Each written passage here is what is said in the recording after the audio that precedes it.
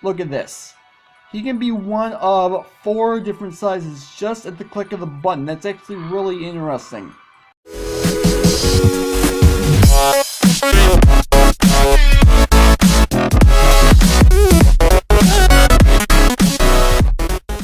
What's up, agents? Zer here. Welcome back to the lab. Today we're going to be taking a look at the block entity add-on. Now this add-on was created, and before I go ahead and say this name, I'm possibly going to end up butchering this, so I'm going to apologize in advance. This was created by Tatsuki MCPE, and this is actually a relatively simple add-on to use. So let's go ahead and head up into the testing room, and I've got everything already set up. So we're going to be using a zombie villager egg in order to use this. Now, here's the way this works. This basically spawns in a block entity. You can actually do a few different things with this guy. You can stand on top of him. You can also move him around. And that's pretty much all you can do with them until you get into the remainder of the items. So let me go ahead and actually, before I go ahead and do that, I want to show you guys something else you can do with these guys. You can actually stack them on top of each other, and this is actually a really weird thing because you can't just directly stack them on top of each other just by clicking on them. You actually need to drop them down on top of each other like this. Otherwise, it's not going to end up working. And I think I understand why. I think the reason is because they're entities and not actual blocks.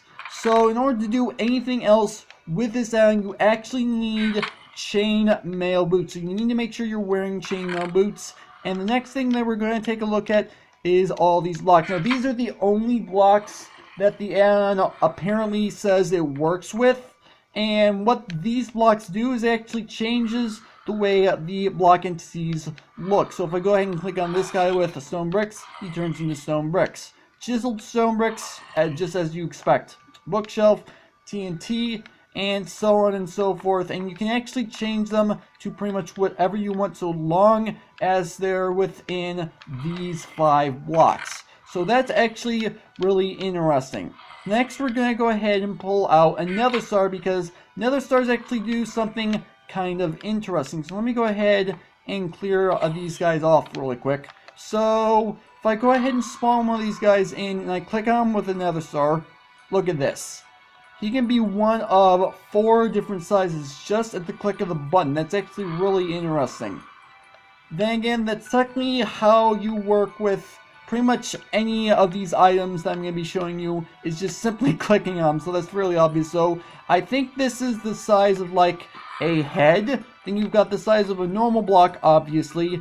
And then I'm not entirely sure what these are supposed to be. I know that they're larger blocks, but I don't think they actually technically exist in the game. But the fact that you can change their size is actually relatively cool. Now we're actually going to go ahead and take a look at another thing that you can actually do with these guys, and that has to do with the emerald and the diamond. So here's how this works. If I go ahead and click on this guy with an emerald. Actually, before I go ahead and click on this guy with an emerald, as you'd expect, you can stack these guys on top of each other. However, if I go ahead and click on this guy with an emerald and try to stack on top of him, as you can tell, he's not actually able to stack whatsoever, because that's the way it works. Now, as far as the diamond is concerned, if you want to change it back so that they're able to stack on top of each other, then you want to use the diamond. That's how this is going to end up working. However, because these 2 guys are already technically merged, there's really not much I can do. They're already merged. They're kind of stuck that way. So that's the diamond and the emerald. Next up, we actually have iron ingots and gold ingots. And I actually have a diamond sword in order to test this out with. So if you go ahead and click on these guys with an iron ingot. So if I've already done that, so I can go ahead and attack these guys just like this. So if I go ahead and click on them with an iron ingot, I have the ability to attack them. However, if I click on them with a gold ingot this time, then they're not actually able to take any damage whatsoever. And they're actually like this by default. By default, you cannot attack them whatsoever. Let me go ahead and show you guys this. So if I go ahead and spawn in a new one of these guys, and I go ahead and try to attack them, obviously, as I already mentioned, that doesn't do anything. And if you guys want to go ahead and try to take these guys out and they're invulnerable, well, obviously that means it's going to be difficult, but what you can do is you can actually use this command right here. So /kill @e, and then you want to put square brackets, type equals zombie_villager, and then close off your square brackets, and they'll kill everything off. And as you can tell, it doesn't actually end up killing me. Actually, if I go ahead and quickly go into survival mode, so go ahead and game mode and survival, there we go. As you can tell, if I go ahead and click on this, this is not going to end up killing you. This is only going to end up killing the zombie villagers. It's the way the kill command works if you have that set up.